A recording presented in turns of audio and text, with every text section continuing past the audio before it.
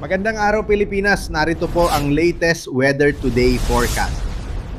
Narito na nga ang lagay ng ating panahon. At sa ating latest satellite images, makikita po natin na patuloy ang pag-iral ng easterlies. Ito yung hangin nagmumula sa karagatang Pasipiko. Magdadala pa rin ito ng mainit na panahon sa malaking bahagi ng ating bansa. May mga kaulapan tayong namataan sa may silangang bahagi ng Mindanao. Maaari itong magdala ng maulap na kalangitan at malaking posibilidad ng mga pagkilat pagkulog lalong-lalo na po sa mga lalawigan ng Surigao del Sur at Davao Oriental. Samantala, mapapansin nyo, sa may bahagi po ng Luzon, halos walang kaulapan. Meron po tayong isang high pressure area dito sa may hilagang bahagi ng bansa. At ito yung magdadala ng mainit na panahon this weekend. Kaya asahan po ng mga kababayan natin, lalong-lalo na sa Luzon, ang patuloy na mainit na panahon. Posible yung mga localized thunderstorms dakong hapon hanggang sa gabi. Samantala, mapapansin din po ninyo, wala tayong minomonitor na anumang low pressure area sa loob at labas ng Philippine Area of Responsibility. Inaasahan natin na maliit ang posibilidad na magkaroon tayo ng bagyo at least sa mga susunod na araw. Kaya mag-ingat pa rin po, ang inaasahan naman natin medyo mainit na panahon na, lalong-lalo na bandang tanghali hanggang hapon. At dito nga sa Luzon, makikita po natin, malaki yung posibilidad ang maaliwalas sa panahon sa malaking bahagi ng Luzon, bagamat posible pa rin yung mga localized rain showers and thunderstorms. Mainit at tanghali pa rin ang mararanasan dito sa bahagi ng Luzon kung saan yung agad nga ng temperatura sa lawag nasa 23 to 34 degrees Celsius. Sa Tuguegarao, umaabot pa ng 24 to 35 degrees Celsius. Sa Baguio, 15 to 24 degrees Celsius, habang sa Metro Manila, 24 to 33 degrees Celsius. Sa Tagaytay naman, 20 to 31 degrees Celsius, habang sa Legazpi, 23 to 32 degrees Celsius. Sa may bahagi naman ng Palawan, Visayas at Mindanao, patuloy na makararanas din ng maaliwalas sa panahon. Ang malaking bahagi ng Palawan, sa Calayan Islands, yung agwat ng temperatura natin ay 27 to 32 degrees Celsius.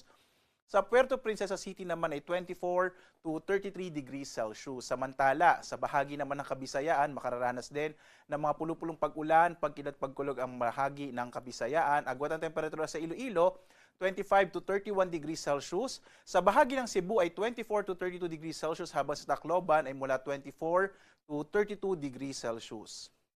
Samantala, para sa mga kababayan natin sa Mindanao, makararanas ng maaliwalas sa panahon din ng malaking bahagi ng Mindanao, bagamat kagaya ng binanggit ko kanina, malaki yung posibilidad na may mga pag-ulan at maulap na kalangitan sa may silangang bahagi ng Mindanao, lalong-lalo na yung mga lalawigan ng Surigao del Sur, maging ang Davao Oriental dahil nga sa mga kaulapan sa may silangang bahagi ng Mindanao. Malaki yung posibilidad na magdala ito ng mga localized thunderstorms dakong hapon hanggang sa gabi.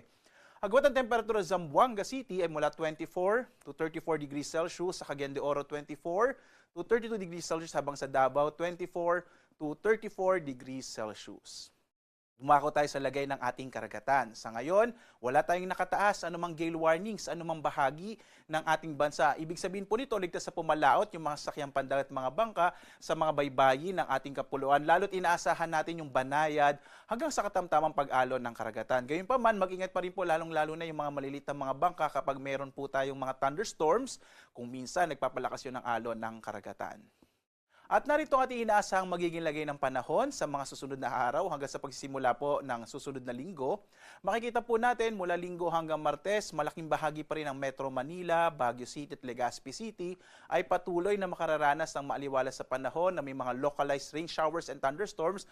Mapapansin din natin na tumataas na yung temperatura, kaya muli po na mag-ingat lalo na bandang tanghali kung saan tirik po yung araw at nararamdaman natin yung matinding init ng panahon. Sa Metro Manila, yung agwat ng temperatura next 3 days pa ay mula 24 to 34 degrees Celsius. Sa Baguio City, 15 to 26 degrees Celsius, habang sa Legazpi City ay mula 23 to 33 degrees Celsius. Sa bahagi naman ng Kabisayaan, sa Metro Cebu, Iloilo at Tacloban City, mga localized thunderstorms din po ang mararanasan hanggang araw ng Martes. Agwat ang temperatura sa Metro Cebu ay mula 24 to 33 degrees Celsius. Sa Iloilo City naman, 24 to 32 degrees Celsius, habang sa Tacloban ay mula 25 to 33 degrees Celsius.